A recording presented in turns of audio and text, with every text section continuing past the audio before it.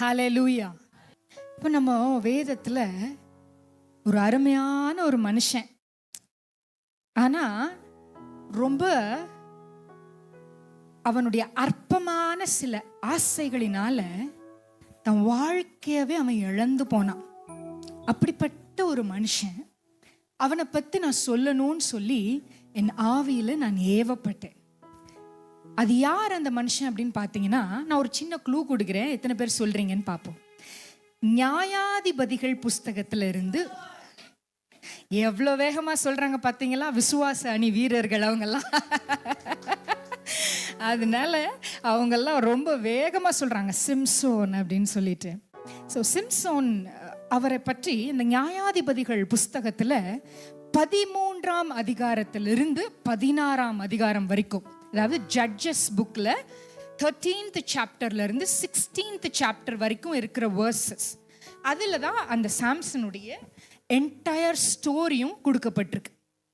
ஆனால் அதில் ஒரு அழகான ஒரு சீக்வென்ஸ் வர்றத நானே இப்போதான் கண்டுபிடிச்சேன். அதில் பார்த்தீங்கன்னா 13ஆம் அதிகாரத்தில் முதல்ல ஒரு குழந்தையே இல்லாத ஒரு வயதான பெற்றோருக்கு கர்த்தர் என்ன செய்கிறாரு, முதல்ல தரிசனமாகி உங்களுக்கு ஒரு பிள்ளை பிறப்பான், அந்த பிள்ளை ஒரு நஸ்ரேனா இருப்பான். நஸ்ரேயன் அப்படின்னா அவனுக்குன்னு சில ரூல்ஸ் அண்ட் ரெகுலேஷன்ஸ் இருக்கு. அந்த காலத்தில் நஸ்ரேய விரதம் என்று சொல்வார்கள். நஸ்ரேய விரதம்னா என்ன செய்வாங்கன்னா, அவங்க முடியை வெட்ட மாட்டாங்க, தாடியை ஷேவ் பண்ண மாட்டாங்க. அது மட்டும் இல்லை, அவங்க எந்த ஆல்கஹாலிக் சப்ஸ்டன்சஸும் கன்சியூம் பண்ண மாட்டாங்க.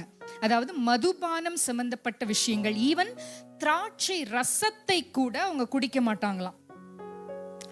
அப்படிப்பட்ட ஒரு விரதம் அவங்க இருக்கணும்னு சொல்லி அவங்களுக்கு என்ன சொல்றாரு, கர்த்தருடைய தூதனானவர் அவங்க பெற்றோர்கிட்ட நீங்க இப்படிதான் இந்த பிள்ளைய வளர்க்கணும் அப்படின்னு சொல்லி கொடுத்துட்டு போயிட்டாச்சு. ஆனா இந்த பெற்றோர் எப்படி வளர்த்தாங்க, அதே போலதானே சொல்லி வளர்த்திருப்பாங்க. அதுவும் பிள்ளையே இல்லாம இருந்து கர்த்தருடைய தூதனானவர் அவங்களுக்கு எக்ஸ்பிளைன் பண்ணி சொன்னதுக்கு பிற்பாடு எப்படி இருக்கும், பயம் இருக்கும்ல. கர்த்தர் ஒரு பிள்ளையை கொடுக்க போறாருன்னா அந்த பிள்ளையை எப்படி வச்சுக்கணும், ரொம்ப பத்திரமா நம்ம பாதுகாக்கணும்ன்ற ஒரு பயம் எல்லாருக்குள்ளேயும் இருக்கும். அந்த பயத்தோட அவனை நல்ல வாலிப வயசு வரைக்கும் எல்லாத்தையும் சொல்லி கொடுத்து வளர்த்தவங்க ஒரு விஷயத்த சொல்லி கொடுக்கவே இல்லைங்க.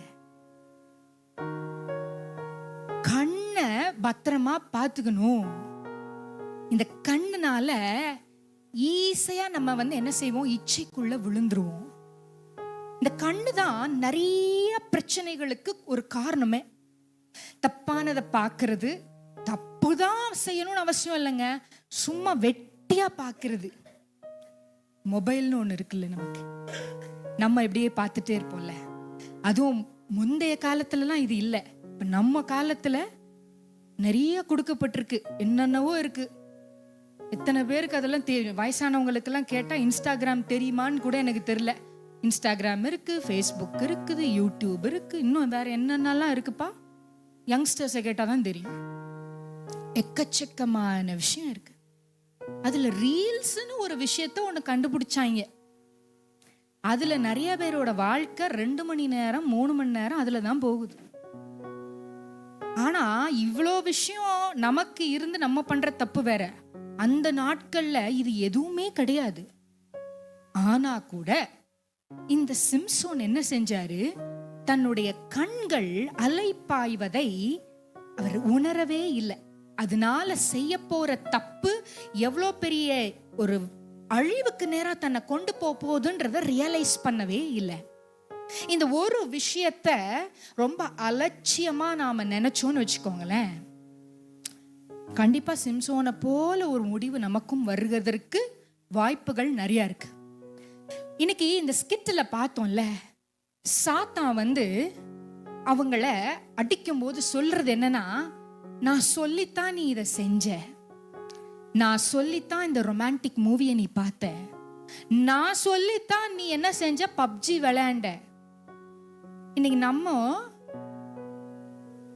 மொபைல் பார்த்துட்டு நமக்கு தெரியல, நமக்கு பின்னாடி அங்க சாத்தான் சொன்னதுனால தெரிஞ்சிச்சு. இந்த ஸ்கிட்ல நமக்கு யாராவது சொல்றாங்களா? யாரும் சொல்லல. நம்மையும் அறியாம நாம ஒரு விஷயத்துல நம்ம அடிக்ஷனுக்குள்ள போறோம், நமக்கே தெரியாம பல மணி நேரங்களை செலவு பண்றோம் அப்படின்னா நம்ம எங்க போயிட்டு இருக்கிறோம்? சாத்தான் நமக்கு பக்கத்துல இருந்து கமான் பாரு, என்ஜாய் பண்ணு, என்ஜாய் பண்ணு, என்ஜாய் பண்ணு. உனக்கு ரொம்ப டிப்ரெஷன் இருக்கு. இப்போ இதை நான் ஏன் ரொம்ப அதிகமா ஸ்ட்ரெஸ் பண்றேன்னா, நிறைய பேர் இங்க உட்கார்ந்து இருக்கிறதுல எனக்கு என் கண்ணுக்கு தெரிஞ்சு ஒரு 90% பெண்கள் தான்ப்பா இருக்கீங்க. பெண்களுக்கு இருக்கிற பெரிய பிரச்சனை என்ன? ஆண்கள் எதையுமே வெளிப்படையா சொல்லலைனாலும் ரொம்ப கேரி பண்ணிட்டு சுத்த மாட்டாங்க. அதுக்கு அறிவியல் ரீதியா ஒரு விளக்கம் சொல்றாங்க. என்ன சொல்றாங்கன்னா, அவங்களுடைய பிரெயின் எப்படிப்பட்டதா இருக்குதான் தெரியுமா? நிறைய ரூம்ஸ் இருக்குதான். ஸோ அவங்க பிரெயின் என்ன சொல்லுது, ஒரு ரூம்ல இது ஃபேமிலி, இன்னொரு ரூம்ல இது ப்ரேயர் லைஃப், இன்னொரு ரூம்ல இது ஆஃபீஸ், இன்னொரு ரூம்ல எனக்கு இருக்கிற பிரச்சனை. ஸோ இப்போ ஃப்ரெண்ட்ஸ் அப்படின்னு போயிட்டாங்கன்னா ஃபேமிலியை மறந்துடுவாங்க, ஃபேமிலி அப்படின்னு வந்துட்டாங்கன்னா வேலையை மறந்துடுவாங்க. ஸோ அவங்கள எதையும் கேரி ஃபார்வர்ட் பண்ணி பிரச்சனையை பெருசா ஆக்கிக்கிறது இல்லை. அதனால அவங்க கடந்து போகிற டிப்ரெஷன் லெவல் பெண்களை விட ஆண்கள் ரொம்ப கம்மி. ஆனா பெண்களுடைய பிரெயின் எப்படி அமைக்கப்பட்டிருக்கான்னு தெரியுமா? ரூமே கிடையாதுங்க, எந்த ரூமும் இல்லை, எல்லாம் ஒரே இதுல இந்த பழைய சொத்துல பழசு எல்லாத்தையும் போட்டு கொட்டி கிளறுவாங்க பாருங்க. அந்த மாதிரி எல்லா இமோஷன், ஃபேமிலி, ஃப்ரெண்ட்ஸ், பிரச்சனை எல்லாம் எங்க கிடக்கு? ஒன்னோட ஒன்னு இணைக்கப்பட்டிருக்கு. அதனாலதான் ஒவ்வொரு விஷயமும் நீங்க ஆபீஸ்ல உட்கார்ந்துருந்தா கூட உனக்கு என்னைக்கோ நடந்த ஒரு பிரச்சனையை நினைச்சு நீ அழுதுகிட்டு இருந்திருப்ப. இது எத்தனை பேர் வாழ்க்கையில் நடந்திருக்கு? வீட்டில் காலைல பிரச்சனை பண்ணிட்டு நீங்க ஆஃபீஸ்க்கு போனீங்கன்னா அங்க உட்காந்து அன்னைக்கு நடந்ததை நினைச்சு பார்த்து, அதுவும் உங்க ஹஸ்பண்ட் ஏதாவது ஒன்று சொல்லியிருந்தாருன்னா அந்த வார்த்தையை அப்படியே உள்ள ஆராய்ச்சி பண்ணி அதுக்கு என்ன காரணம் இருக்கும்னு நம்மளா ஒரு கற்பனையை ஒரு 10 தடவை யோசிச்சு ஓ இதுவா இருக்குமோ அதுவா இருக்குமோ, இவர் போன் அட்டன் பண்ணலன்னா இவருக்கு வேற ஒரு தொடர்பு இருக்குமோ, இப்படி கூட யோசிக்க தோணும். Our mind is full of depression. இப்போ சாத்தானுக்கு இது ஒண்ணுதான் மெயின் கீ. இந்த டிப்ரெஷன்ற ஒரே ஒரு வார்த்தை, இதுல இருந்து நம்ம தப்பிச்சுக்கிறதுக்கு நம்ம என்ன செய்யறோம் தெரியுமா? ஆண்களா இருக்கட்டும் பெண்களா இருக்கட்டும், ரொம்ப மன அழுத்தத்துல இருக்கும்போது நம்ம செய்யற ஒரு விஷயம் என்ன தெரியுமா? தப்பித்து கொள்றதுக்கு ஒரு வழி டிஸ்ட்ராக்ஷன் அல்லது டீவியேஷன். நான் பேசுற எல்லாமே என்ன வச்சேதான் பேசுறேன், யாரையும் வச்சு பேசல. என் வாழ்க்கையில நான் என்ன செய்யறேனோ அதைத்தான் மையப்படுத்தி உங்களுக்கு சொல்றேன். இந்த டிஸ்ட்ராக்ஷன், மைண்ட் டீவியேஷன், அதுக்காக நம்ம செய்யறோம் பாருங்க சில விஷயங்கள். அங்கதான் சாத்தான் என்ன செய்யறான்? he takes chances. அவனுக்கு தெரியும் இது இங்கதான் வரும், அப்ப புடிச்சுக்கிறேன் நான் அப்படின்னு வெயிட் பண்ணுவான். நீங்க காலைல எந்திரிச்சு முட்டி போட்டு என்ன ஜெபம் பண்ணாலும் சரி, என்ன போராடினாலும் சரி, பிரச்சனைன்னு வந்த உடனே பண்ண ஜெபம் காணாம போயிரும். எவ்வளவு விசுவாசமா அறிக்கை செஞ்சீங்களோ எல்லாம் மறந்து போயிரும். அன்னைக்கு அந்த பிரச்சனை மட்டும்தான் உங்க மைண்ட்ல இருக்கும். சிலர்லாம் ஜெபத்துல கூட போய் உட்கார்ந்து என்ன செஞ்சிருப்பீங்க? ஆண்டவரே, என் வீட்டுக்காரர் இந்த அளவுக்கு என்ன திட்டார் ஆண்டவரே, அவருக்கு என்னமாவது நீங்க சொல்லி புரிய வைக்கிறீங்க.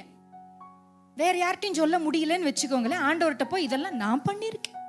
இல்லை, நான் என் வீட்டுக்காரன் சும்மா உதாரணம் சொல்றேன், அதெல்லாம் தப்பா எடுத்துட்டு எதையாவது ஒன்று கோர்த்து விட்டுறாதீங்கப்பா தயவு செய்து. சும்மா ஒரு உதாரணத்துக்காக சொல்றேன். எல்லாரும் செய்யக்கூடிய ஒரு விஷயங்கள். நம்ம யார்கிட்டையும் கொட்ட முடியலன்னா ஆண்டவர்கிட்ட ஜபத்துல கூட போய் என்ன செய்யறது? கம்ப்ளைண்ட், முறுமுறுப்பு, கோபம். இதுதான் நம்மளுடைய வாழ்க்கை. இந்த வாழ்க்கையிலிருந்து நாம விடுதலை ஆகணும் அப்படின்னா நம்ம என்ன செய்யணும்? இந்த டிஸ்ட்ராக்ஷன், இந்த டீவியேஷன், இதுக்காக நாம போய் உட்காந்து மணிக்கணக்கா மொபைலை பார்த்து, வீட்டில் இருக்கிற பெண்கள் எத்தனை பேர் இந்த மாதிரி எனக்கு ஒரு டீவியேஷன் வேணும், எனக்கு ஒரு டிஸ்ட்ராக்ஷன் வேணும், என்னை எங்கேயுமே என்னை அனுப்புறதே கிடையாது, நான் பொழுதுனைக்கு வீட்டிலே தான் இருக்கேன், எனக்கு வேற வழியே கிடையாது, இந்த மொபைல் ஒண்ணுதான் எனக்கு ஃப்ரெண்டு. பாத்ரூமுக்கு போனா கூட நம்ம மொபைல் எடுத்துக்கிட்டு தான் போறோம்.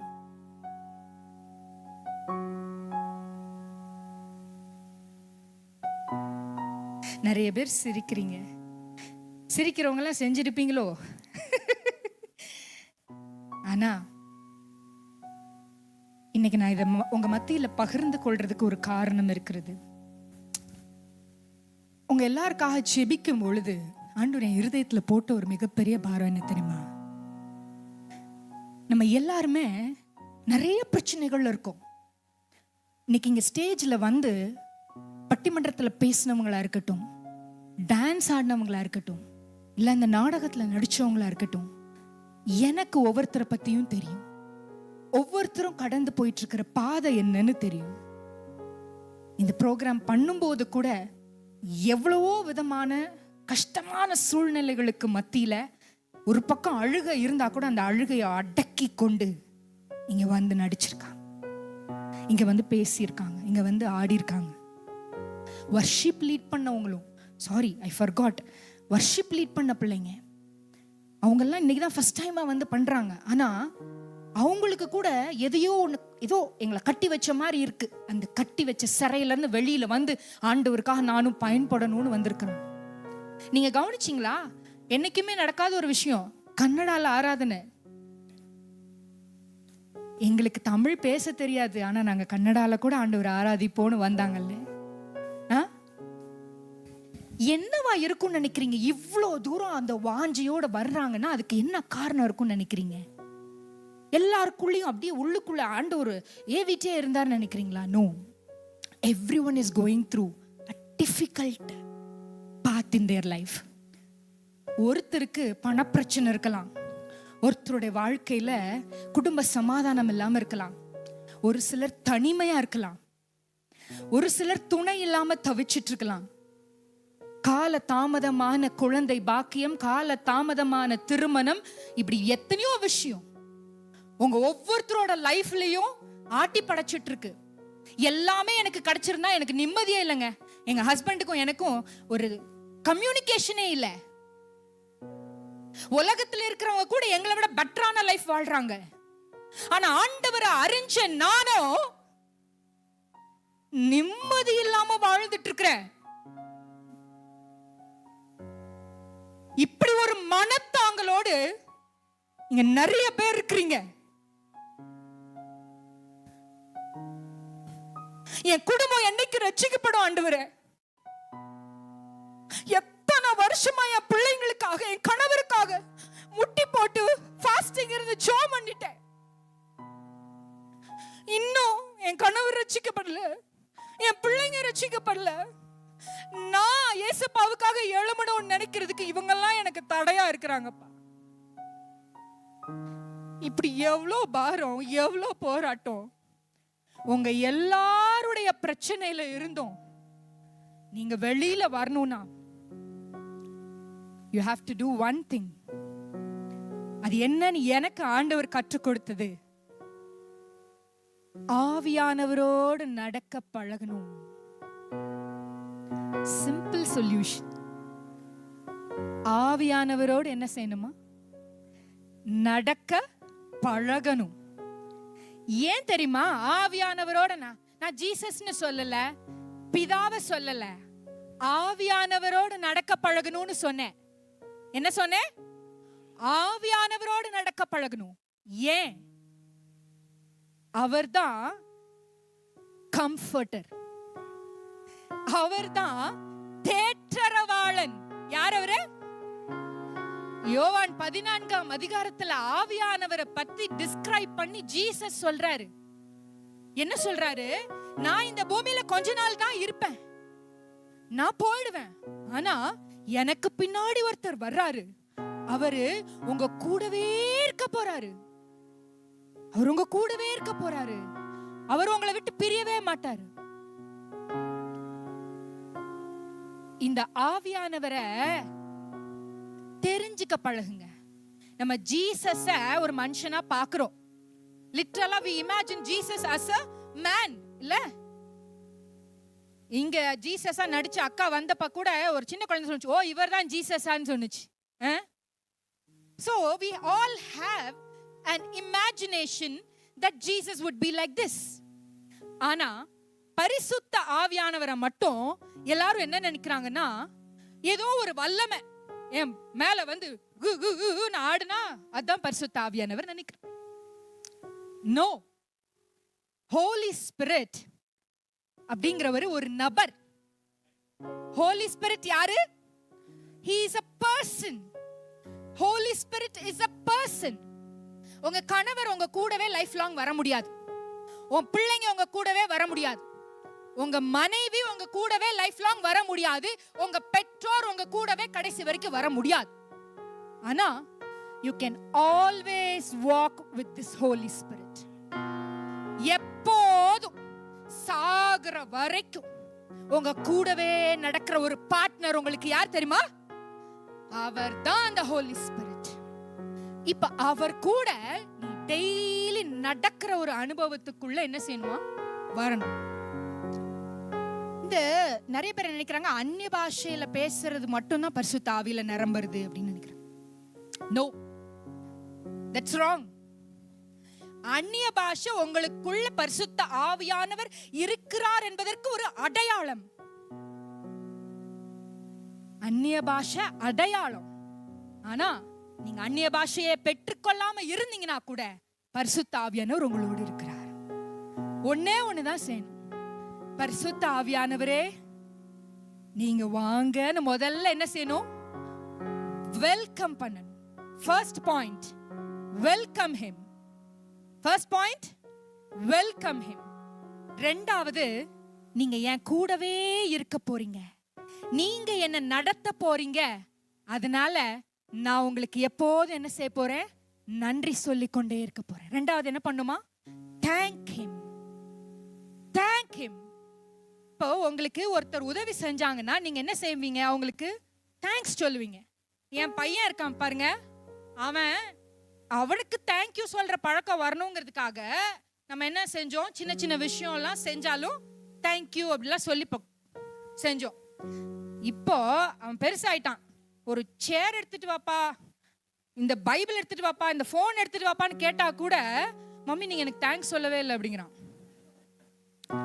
ஒரு சின்ன குழந்தை கூட நம்ம ஒரு விஷயத்த மனசுல பதிச்சதுக்கு அப்புறம் என்ன ஆகுது? he expects தேங்க்யூ சொல்லணும். அம்மா எனக்கு தேங்க்ஸ் சொல்லல, நான் திரும்ப நான் ஏன் எடுத்துட்டு வரணும் அப்படி யோசிக்கிறான். அப்ப பரிசுத்த ஆவியானவர் எதிர்பார்க்கிறாரோ இல்லையோ, நீங்க அவருக்கு நன்றி சொல்லிக்கொண்டே இருந்தா அவர் உங்க கூட சந்தோஷமா இருப்பாருங்க. நீங்க நன்றி சொல்லிட்டே இருந்தா என்ன ஆகும்? அவர் சந்தோஷப்பட்டுட்டே இருப்பாரு. அவர் சந்தோஷமா இருந்தாருன்னா உங்க கூட அவர் பேசிக்கிட்டே இருப்பாரு. உங்க குழந்தையே பாருங்களேன், ரொம்ப சந்தோஷமா இருந்தா வீட்டுக்கு வந்தோடனே ஃபுல்லா நடந்து எல்லாத்தையும் சொல்லி முடிச்சுட்டு தான் அந்த குழந்தை அமரும். டேய் நிறுத்துப்பானா, என்னோட எக்ஸைட்மெண்ட்டை எங்க கொட்டுறது? அப்பா மட்டும் தான் கொட்ட முடியும். யார்கிட்ட க்ளோஸா இருக்கோ அந்த நபர்கிட்ட என்ன செய்வாங்க? எல்லாத்தையும் கொட்டி முடிச்சிருவாங்க. எனக்கு தெரிஞ்சு இங்க கொஞ்சம் பெரிய குழந்தைங்க எல்லாம் கூட இருக்குன்னு நினைக்கிறேன். வீட்டுக்கு வந்தா எல்லாத்தையும் கொட்டி முடிக்கிற குழந்தைங்க எல்லாம் இருக்குன்னு நினைக்கிறேன். அதனால பரவாயில்ல, நம்மளோட எக்ஸைட்மெண்ட், நமக்கு நடந்த ஒரு விஷயத்தை நம்ம என்ன செய்வோம்?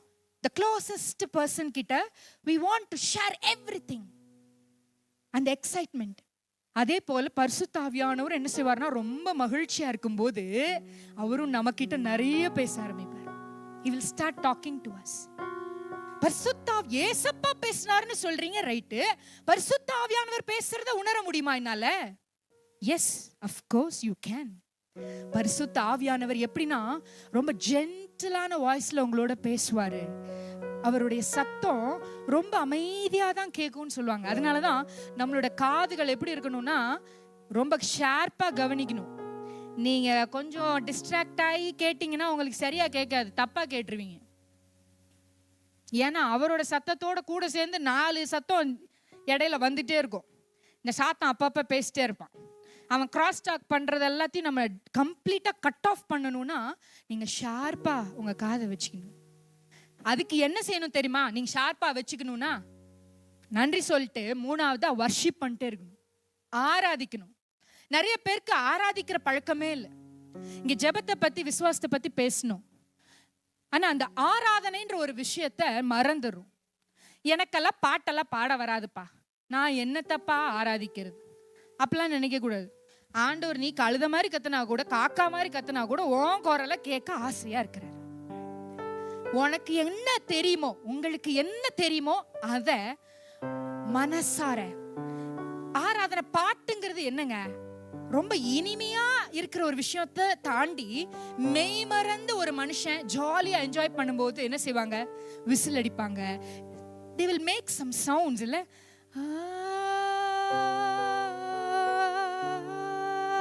something.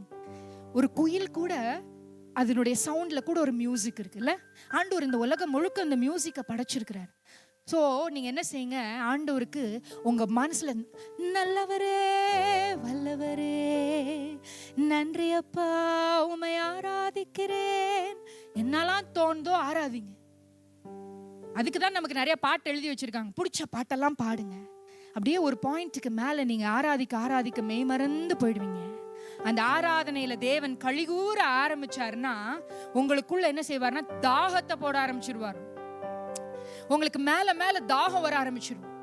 நீங்க சாதாரணமா உட்கார்ந்து ஜெபிக்கிறத விட ஒரு 10,000 விண்ணப்பம் பாயிண்ட வச்சுக்கிட்டு நீ முட்டி போட்டு ஜெபம் பண்ணனா டயர்ட் ஆகி சோர்ந்து போயிருவீங்க.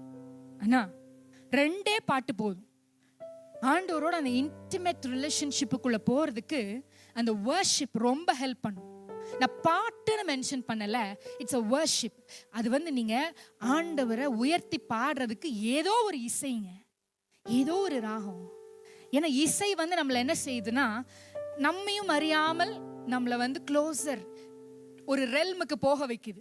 இசையை கேட்கும் போது வி ஃபீல் இல்லை, வேற ஒரு ஃபீல் வருது நமக்கு. இந்த ஸ்கிட்ல கூட ஒரு சவுண்ட் எஃபெக்ட் கொடுத்ததுக்கு அப்புறம் சாத்தானுக்கே ஒரு மரியாதை வந்துச்சு இல்ல. சாத்தானுக்கே ஒரு சவுண்ட் எஃபெக்ட் கொடுத்த உடனே என்ன ஒரு பிள்ளைங்க எல்லாம் விழுந்து விழுந்து சிரிச்சதை பார்த்தேன் நான். ஊன்னு சவுண்டுக்கு போட்டா அப்போ அந்த ஒரு sound effect it makes a difference. அப்ப ஆண்டவருக்கு எவ்வளோ சவுண்ட் எஃபெக்ட் கொடுக்கணும் நம்ம இல்ல. ஆண்டவரை துதிச்சு பாடி ஆராதிக்கும் பொழுது ஆண்டவர் நமக்குள்ள ஒரு வாஞ்சியை போட ஆரம்பிப்பார். அந்த தாகம் வர வர வர என்ன ஆகும்னா நீங்க உங்க ப்ரேயர் பாயிண்ட்ஸ் எல்லாம் மறந்துடுவீங்க. You will forget. உனக்கு எக்கச்சக்கமா ப்ரேயர் பாயிண்ட்ஸ் எல்லாம் லிஸ்ட் போட்டுருக்கும். நாங்க ஒரு குரூப்பா ஜாயின் பண்றோம். எங்களுக்கு ப்ரேயர் பாயிண்ட்ஸ் எழுதணும்னு போனா என் பக்கத்துல இருக்கிற புள்ள சொல்லுது, என்னக்கா இவ்வளோ பாயிண்ட்ஸ் எழுதுறீங்க, உங்களுக்கு இவ்வளோ பாயிண்ட்ஸ் வருதா, எனக்கு கொஞ்சம் கூட வரல. பர்சனல் ப்ரேயர் பாயிண்ட்ஸ் எழுத சொன்னா உனக்கு வரலையா, நான் அவளுக்கு தேவையானதெல்லாம் நான் சொல்றேன், அவளுக்கு இதெல்லாம் எனக்கு வேண்டாம்க்கா, எனக்கு ஆண்டவரோட க்ளோஸ் ஆனா போதும் அப்படின்ட்டா. எனக்கு அதுக்கப்புறம் ப்ரேயர் பாயிண்ட் எழுதுறதுக்கே மனசே வரல. அந்த மாதிரி கொஞ்சம் அசிங்கமாயிடுச்சுன்னு வச்சுக்கோங்களேன். ஆனா but we all have prayer points, lots of prayer points, thousands of prayer points. அந்த prayer points எல்லாம் ஆண்டவர் கிட்ட பக்கத்துல வர வர என்ன ஆயிடும் தெரியுமா, அதெல்லாம் அப்படியே ஃபேட் ஆயிடும், மறந்துடும். when we get closer and closer closer time போறதே தெரியாது. டைம் போறது சுத்தமா தெரியாது. I have heard testimonies. சினிமாக்காரங்க ரட்சிக்கப்பட்டு அவங்க ஆண்டவரோ அறிஞ்சுக்கிட்டு இந்த ரகசியத்தை தெரிஞ்சுக்கிட்டு வந்த ஒரு பெண்மணி சொல்றாங்க, நான் ஆண்டவரோட க்ளோஸா பேச ஆரம்பிச்சதுக்கு அப்புறம் 12 மணி நேரம் 14 மணி நேரம் நான் அந்த அரவணைப்புலயே இருந்தேன், எனக்கு வெளியில என்ன நடக்குதுன்னே தெரியல. ஏங்க சினிமாக்காரங்க உலகத்துல அவ்வளோ மோசமா வாழ்ந்தவங்க இல்ல, அவங்களுக்கு ரட்சிப்பு வந்ததுக்கு பிற்பாடு, ஆண்டவரை அறிஞ்சு கொண்டதற்கு பிற்பாடு அவங்களால ஆண்டவரோட 14 மணி நேரம் இல்ல, அப்படி ஒரு மனுஷனால இருக்க முடியுமா? சாப்பாடு வேண்டாம், தண்ணி வேண்டாம். பைபிள் அப்படி யார் இருந்தா? Yes, Moses. எனக்கு இப்ப வரைக்கும் ஆச்சரியமா இருக்கிற ஒரு விஷயம் அதான். 40 நாள் மலைக்கு மேல ஒரு உள்ள இல்ல பக்கத்துல இல்ல. நம்ம எல்லாம் ஃபாஸ்டிங் இருந்து ஜெபம் பண்ணா கூட அப்பப்ப பக்கத்துல டைம் பார்த்துக்குவோம். ஓகே, அது ஒரு நாள் ஃபுல்லா இருந்தா கூட பரவாயில்ல. இந்த 1 மணி நேரம் இல்ல ஒரே ஒரு வேளை ஃபாஸ்டிங் இருக்கிறோம் பாருங்க, 12 மணி ஆயிடுச்சா எதையாவது சாப்பிடலாமா அப்படின்ற ஒரு எண்ணம் வரும்ல. 1:30 மணி ஆயிடுச்சா, அப்பா சரி நான் போய் வேக வேகமா தட்டுல சாப்பாடை போட்டு அந்த ஒரு நேரம் ஃபாஸ்டிங் இருந்ததுக்கு ஈக்குவலைஸ் பண்ற அளவுக்கு நிறைய போட்டு சாப்பிட்டு அப்படியே திரும்ப கம்முன்னு போய் படுத்துற வேண்டியது. இல்லை, நான் ஃபன்னுக்கு சொல்றேன். ஆனா நிறைய நேரத்துல நம்ம இப்படி நடந்துக்கிறோம். நமக்கு தெரியுதா இல்லையான்னு தெரியல. ஏன்னா நம்ம ஆண்டவரோட க்ளோஸ் இல்லைங்க, நம்ம சரீரத்தை ஃபாஸ்டிங் பண்றோம். ஆண்டவரோட ஒரு மனுஷன் க்ளோஸா இருந்தா அவன் எப்படி இருக்க மாட்டான்? இந்த உணவை தேடவே மாட்டான். மோசஸ்க்கு நடந்தது அதுதான். ஆண்டவர் பிரசன்னம் வர வர வர அவனுக்கு இந்த உலகம் எல்லாம் மறந்து போச்சு. Completely he forgot everything. நீங்க ஆண்டவரோட அப்படி ஒரு க்ளோஸான ரிலேஷன்ஷிப்புக்குள்ள வந்தீங்கன்னு வச்சுக்கோங்களேன், இந்த வீட்டுக்கார் திட்டுனது, மாமியார் திட்டுனது, நாத்தனார் திட்டுனது, இன்னும் வேற என்னெல்லாம் இருக்குன்னு எனக்கு தெரியல. அதே மாதிரி ஹஸ்பண்ட்ஸ் உங்களுக்கு உங்க வீட்டுக்காரம்மா போட்டு டார்ச்சர் பண்ணது, இந்த மாதிரி விஷயங்கள் எல்லாம் மைண்ட்ல நிக்கவே நிக்காது. You will easily forget. இன்னும் ஒரு சிலர் கசப்பு வச்சிருப்பாங்க பாத்தீங்களா, நான் வாழ்க்கையில என்னைக்குமே செத்தாலும் மன்னிக்க மாட்டேன் அப்படிலாம் சொல்ற ஆட்கள் இருக்குல்ல. இவங்க செஞ்ச காரியத்துக்கு இவங்களெல்லாம் நான் மன்னிச்சேன்னா நான் மனுஷியே இல்லை. நோ, உண்மையில் மனுஷி இல்லை, நான் பிசாசு இல்ல. ஆண்டவருடைய பிள்ளையா இருந்தா நாம மன்னிப்போம். ஆனா அந்த மன்னிக்கிறது ரொம்ப கஷ்டமான விஷயம் இல்ல. It's very hard to forgive someone. அதுவும் நம்மளை ரொம்ப காயப்படுத்தின ஒருத்தரை, ரொம்ப நொறுக்கின ஒருத்தரை மன்னிக்கிறது அப்படிங்கிறது, அதுவும் அவங்க கூடவே நீங்க வாழ்றீங்கன்னு வச்சுக்கோங்களேன், அது ரொம்ப ரொம்ப கஷ்டமா இருக்கும். டெய்லி டெய்லி அவங்கள நீங்க பார்த்து பேசினா கூட உள்ளுக்குள்ள அந்த கோபத்தை, அந்த வன்மத்தை வச்சுக்கிட்டே தான் நீங்க அவங்கள பார்த்து பேசிட்டு இருப்பீங்க. But God wants you to get rid of this. கடைசியா நான் சொல்றேன், நீ ஆண்டவரோட க்ளோஸா வந்துட்டீங்கன்னா அதிக நேரம் அவரோட செலவு பண்ண என்ன ஆகும் தெரியுமா? உங்களுக்குள்ள இருந்து வாழ்க்கை மாற்றங்கிறது உண்மையிலுமே அப்பதான் வரும். ஒரு டிரான்ஸ்ஃபார்ம்டு லைஃப். இந்த டிப்ரெஷன் ஒன்னு சொல்றேன் பாத்தீங்களா, அந்த டிப்ரெஷன் எங்க இருந்து வருதுன்னே தெரியாது, ரூட் தெரியாது. இப்ப இந்த கிராஸ் டாக் பண்றவன் எல்லாம் கூட என்ன ஆயிருவானா, இதுகிட்ட எவ்வளவு பேசினாலும் இதுக்கு காது கேட்காது, நம்ம போயிருவோம் அப்படின்னு அவனே ஓடிடுவான். உங்களை விட்டு சாத்தான் ஓடணும்னா நீ ஏசப்பா கூட எவ்வளோ க்ளோஸ் ஆகுறியோ அந்த அளவுக்கு போயிடுவான். சிலர் சொல்லுவாங்க, நாங்க போய் அங்கெல்லாம் ஊழியம் செஞ்சுட்டு வந்தோம், பயங்கரமா ஜோமெண்ட் வந்ததுனால பிசாசு எங்களை போட்டு அமுக்குன்னு அமுக்குறான். எப்படிமா அமுக்குவான்? அவனுக்கு என்ன வல்லமை இருக்கு? உனக்குள்ள இருக்கிறது பரிசுத்த ஆவியானவரா இருந்தால் அவருக்கு இருந்த வல்லமை தானே உனக்கு இருக்கணும். ஏங்க, பிசாசு ஒரு மனுஷனை ஆட்டி படைச்சிச்சு அப்படின்னா பைபிள்லயே என்ன சொல்லிருக்கு? கல்றையில போய் இருந்தான், அவன் சரீரத்தை கீறிக்கிட்டான், அதை பண்ணா இதை பண்ணான்னு இருக்கே தவிர பிசாசு பிடிச்ச ஒரு மனுஷன் ஒரு 10 பேரை சாகடிச்சான் அப்படின்னு எங்கேயாவது இருக்கா? மற்ற மனுஷரை தாக்கினான்னு இருக்கா? இல்ல. ஆனா சிம்சோனுக்குள்ள கர்த்தருடைய ஆவியானவர் இறங்குனப்போ என்ன நடந்துச்சு? 1000 பேரை ஒரு கழுதையோட தாடை எலும்ப வச்சு அடி நொறுக்கிட்டான். கர்த்தருடைய ஆவியானவர் அவன் மேல இறங்கின போது ஒரு சிங்கத்தை கோட்டு ஆட்டினுடைய வாயை கிழிச்சு போடுற மாதிரி கிழிச்சு போட்டானா. அது எப்படி தெரியுமா? சத்தமே இல்லாம. ஏன் அது வாசிச்சப்ப எனக்கு ஆச்சரியமா இருந்துச்சு. அவங்க அப்பா அம்மா கூட பெலிஸ்திய தேசத்துக்கு பொண்ணு பார்க்க போறாரு. போற வழியில இவர் ஒரு டைரக்ஷன்ல போயிருக்காரு, அம்மா அப்பா ஒரு டைரக்ஷன்ல போயிருக்காங்க. அந்த போற வழியில அவனுக்கு எதிராக ஒரு சிங்கம் வந்துச்சு, இவன் கிழிச்சு போட்டா அவங்க அப்பா அம்மாவுக்கு தெரியவே இல்லையா. எவ்வளோ சைலண்டா நடந்திருக்குப்பா மேட்ரு. அதுவும் இங்கிலீஷ் பைபிள்ல ரொம்ப கிளியரா போட்டிருக்கு, he went along with his father and mother. அப்ப பரிசுத்த ஆவியானவருடைய வல்லமை பெருசா, பிசாசுடைய வல்லமை பெருசா? அப்ப பரிசுத்த ஆவியானவர் உனக்குள்ள இருந்தா பிசாசு உன்னை போட்டு அமுக்க முடியுமா?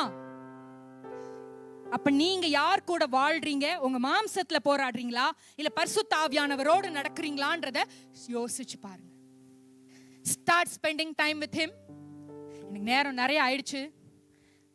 So I am finishing now. எனக்கு நிறைய விஷயம் இருக்கு சொல்றதுக்கு, உதாரணம் எக்கச்சக்கமா இருக்கு. யோசேப்புக்கு உள்ள விசேஷித்த ஆவி இருந்துச்சு. தானியேலுக்குள்ள விசேஷித்த ஆவி இருந்துச்சு. அவங்க எல்லாம் எந்த பிரச்சனை வந்தப்பையும் பயப்படவே இல்லை. ஷாத்ராக், மேஷாக், ஆபேத்நேகோ அவங்களுக்குள்ள தைரியம் எப்படிங்க வந்துச்சு? அப்பெல்லாம் பரிசுத்த ஆவியான வரவே இல்லை. ஆனாலும் கூட அவர்கள் கர்த்தரோடு இணைந்திருந்தபடினால அவங்களுக்குள்ள என்னாச்சு? கர்த்தரோட வல்லமை இறங்கி வந்துச்சு. அதனால அவங்க என்ன செஞ்சாங்க? ரொம்ப தைரியமான ஒரு வாழ்க்கை வாழ்ந்தாங்க. பெரிய பெரிய மிராக்கிள்ஸ் நடந்துச்சு. இன்னைக்கு உங்களுக்கும் அதே ஒரு அழைப்பை நான் விடுக்கிறேன். பரிசுத்த ஆவியானவரோடு நடக்க உங்க வாழ்க்கையை ஒப்புக்கொடுங்க. பரிசுத்த ஆவியானவரோடு நடக்க உங்க வாழ்க்கையை ஒப்புக்கொடுங்க. This Holy Spirit will lead you in the futureல. உங்க லைஃப் கம்ப்ளீட்டா டிரான்ஸ்ஃபார்ம் ஆகும். கர்த்தருடைய நாமம் மகிமைப்படுவதா. நம்ம எல்லாரும் எழும்பி நிற்கலாமா?